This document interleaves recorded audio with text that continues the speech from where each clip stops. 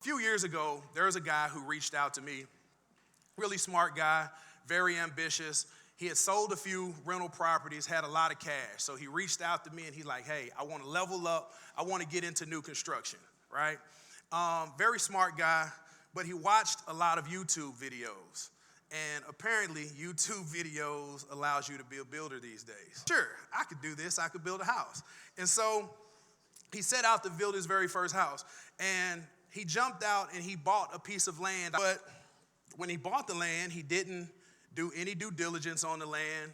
He didn't understand things like setbacks, utilities, zoning, soil conditions, anything of that nature, right? And so understanding that sometimes confidence seems like intelligence when you don't know what you don't know, he decided to spend some money on purchasing this piece of land. And so before he could even get into pouring the foundation, he was running into issues because he did not have any soil tests done prior to him purchasing this lot. The first issue he ran into was expansive soil, right? So he ended up having to spend an additional $11,000 for concrete piers to support the foundation. But he didn't have a budget because he was winging it. So this is $11,000 that he did not account for, right?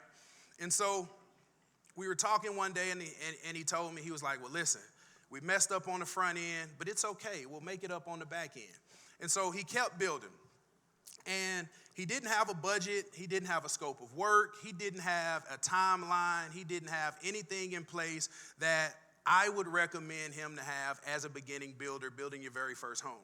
And so he's getting into this property, and what he didn't expect after the $11,000 was things like his framing to run long, right? So he he underbid on framing and ended up going over budget, right? And then mid-project, he had some material issues where he ended up spending some extra money on materials.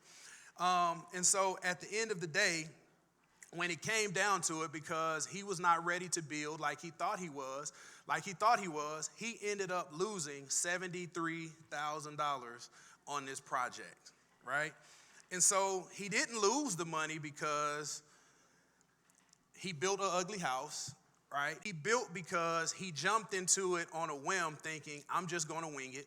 He didn't have any processes. He didn't have any systems in place. And as a builder, that's the number one thing that we require, right?